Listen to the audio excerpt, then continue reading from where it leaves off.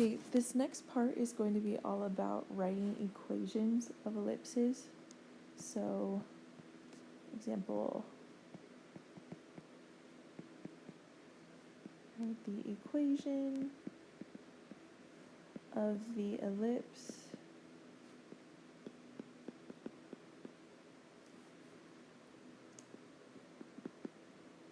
given, and then we'll just go different scenarios for each part. So, let's say our first part, it could give us at the center, -7, 2.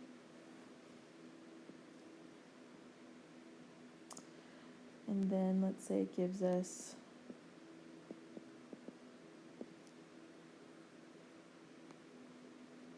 a vertical axis length of 12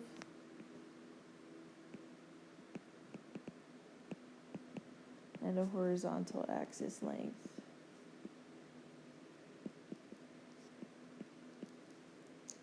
of 6. Okay, so once again, our equation is x minus h quantity squared over a squared plus y minus k quantity squared over b squared equals 1. Well, here's what I know is we have the center, we have h and k. If the vertical axis length is 12, then I know this part is going to be underneath y, but that wants the whole vertical axis. So like, if I was to just, draw an ellipse real quick, that full length is what is the 12. But the b represents the length from the center to a vertex. So if the whole length is 12, that tells me that b is going to equal 6. Same with our horizontal. If the whole length is 6, that means from the center to the edge, a is going to be 3. And so now I just plug all that information into the equation where x opposite of h is going to be plus 7 squared. A is 3, so a squared is 9 plus y opposite k squared over b squared is 36 equals 1. Okay?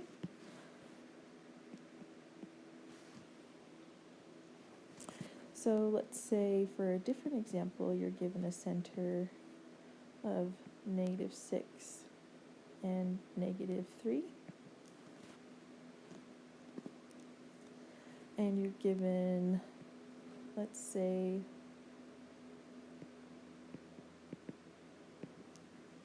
a vertical minor axis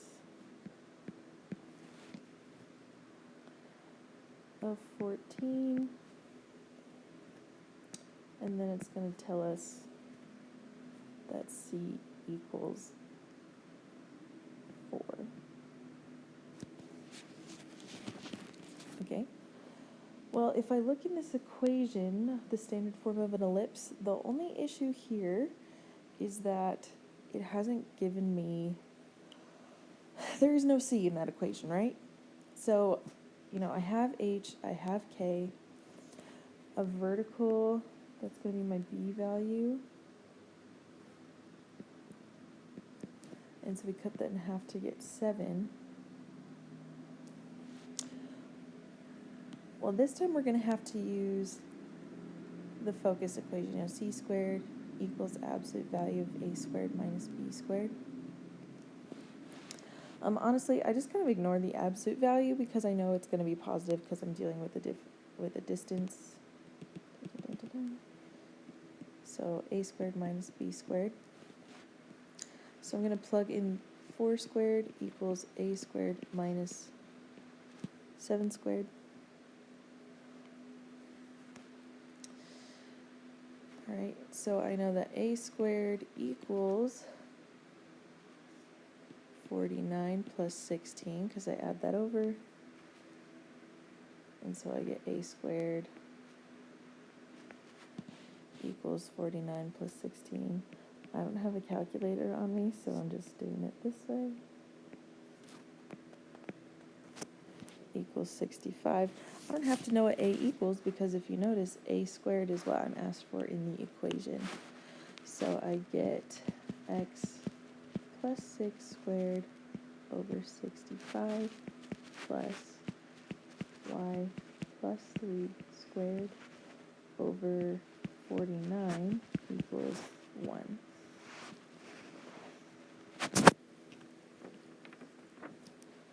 Okay, so not too bad. There's just one more example that I want to give you.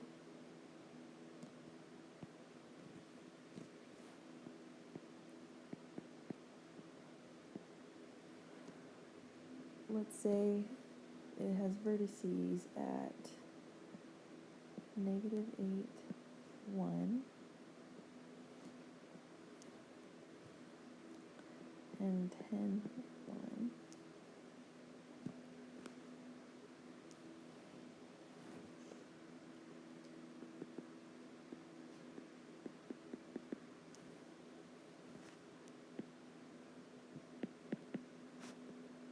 And then a minor axis length of 8. Okay? Notice the key here is that you've been given the vertices, not the co-vertices. So that automatically tells me that these coordinates represent the major axis. Plus, you know, they already gave you the minor axis. But if I was just to sketch that real quick,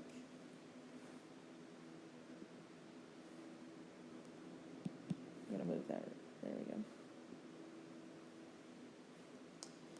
You know, I'm just gonna, okay, there's negative 8, and here's 1. Here's positive 10 and 1. See how this is, the major axis is horizontal, so this is going to represent my A value. Well, I can see that to get from negative 8 to 10, that's going to be a length of 18. So if the major axis is 18 and it's horizontal, that tells me my A value is going to be 9.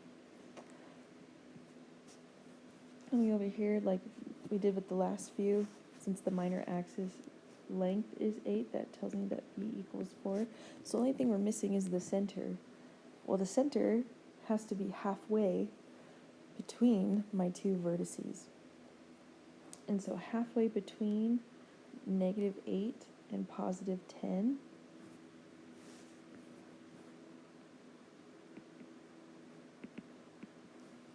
let's see, come in 8, 8, should be positive 1. So center would be about there. And it takes 9 in each direction. So I'm going to take that information, x opposite of h squared. A is 9, 9 squared is 81. Y opposite of k squared. B is 4, 4 squared is 16. Equals 1. That's all you'll need to do for the math space assignment. Yep, that's it.